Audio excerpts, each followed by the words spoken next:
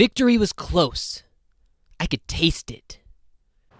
All right, here we are starting off week 6, and if the $5,000 the city has wasn't motivating enough to get finished, well, the snow will be. It's getting cold and it is not good for me, so we need to get this thing done and get inside. But of course, whenever you're bearing down on a goal, you should always stop and take time for sentimental procrastination. Oh yeah, we can get some ice. So right before my grandmother passed away, I realized she was really unhappy. Obviously, she's sitting at home withering away, occasional visitors, nothing to really preoccupy her mind. So she used to love to paint, used to be into art, and so I asked her to paint me a picture, and it ended up being the last picture that she ever did, and it's something that's really special to me and something that I can put up once I get something built. And my last grandparent that is still living is my grandpa, and his health's kind of on the rocks right now, so I went out and visited him this week and wanted to commission him to build me a mailbox, because he used to be into like some woodworking and building chests and birdhouses and mailboxes, and unfortunately he doesn't have the tools anymore, doesn't have the table saw, but he went ahead and went and tracked some down that he had given out before and realized people weren't using them, or they were just letting them sit out and rot. So he went and salvaged one for me and put like a nice primer on the outside to kind of seal the water out, but it needs another layer of paint, preferably give it back its log cabin feel.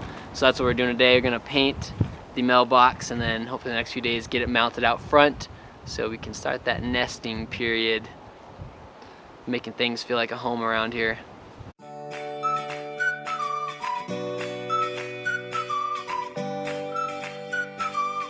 With my first tiny house finished, I was ready to get high and get done.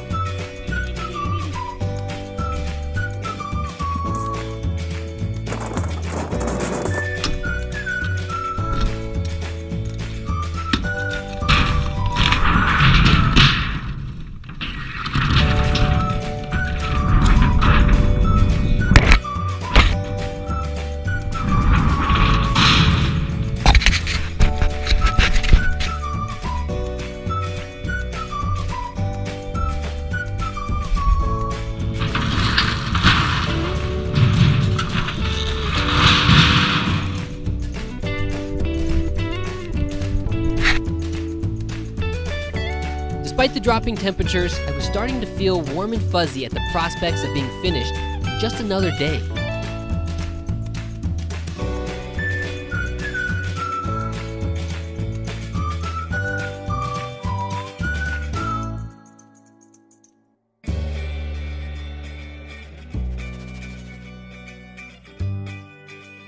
But before I could claim my prize, there was still one thing standing in the way.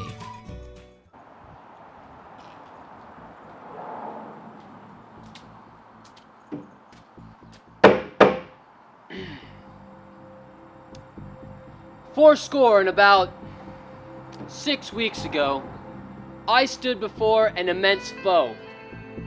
A dilapidated building, 2,700 square feet, filled to the brim with garbage, with mattresses, refrigerators, weird shit I don't even know what it was. This building, this garbage, this mess stood between me and my future life, my goals, my dreams. And everybody knows a house divided cannot stand. So I had a dream that one day this building and this mess would be cleared from the premises, and I would be able to fulfill my dreams, my destiny, right here. Ladies and gentlemen, that day has come. As you can see, the only thing still standing are these 4 walls. That's why I must say, Mr. Gorbachev, bring down these walls. Thank you.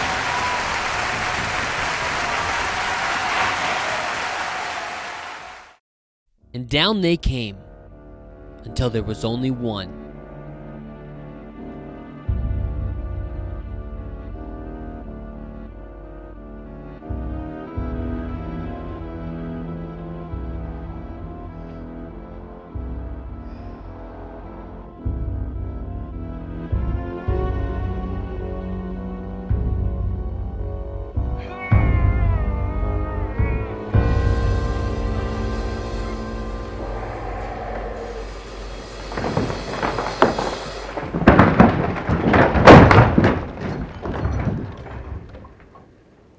And just like that, 6 weeks of garbage shoveling, wall breaking, wood stacking, shin bashing, head bumping, demolition came to an end. And while I knew I wasn't going to miss the smell, spiders, nails, or general uncleanliness of the place, I wouldn't forget the process, the lessons, and of course the people who helped me make this possible. Will you remember me? Don't let your life pass you by, and weep not for the memories. The end of the shop demolition now turns to land preparation, which will eventually lead to tiny house construction. I'm now one step closer to a sustainable life rich in time and opportunity.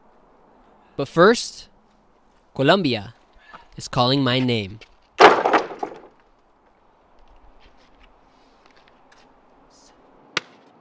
Oh, fuck, that hurts. Got a tendon. Today I just got tripped up, fell onto the wood pile, stuck me pretty deep in my wrist. And then as I was pushing away, pissed off, I stepped on one of the metal things that sticks out of the ground and rolled my ankle. So this hurts, my ankle hurts, and I'm real pissed off. Yeah.